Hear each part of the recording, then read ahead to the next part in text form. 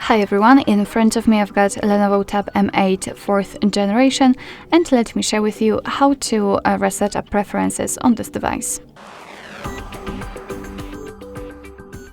So let's start with opening the settings, and here we have to scroll in order to find the apps section. Let's tap on it. Then let's tap on all apps and 3 dots icon in the right upper corner.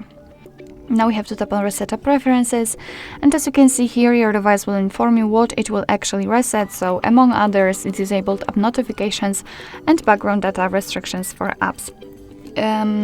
What is more, no worries, you won't lose any app data, so simply tap on Reset Apps, and basically this is it.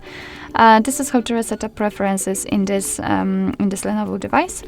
Thank you so much for watching. I hope that this video was helpful, and if it was, please hit the subscribe button and leave the thumbs up.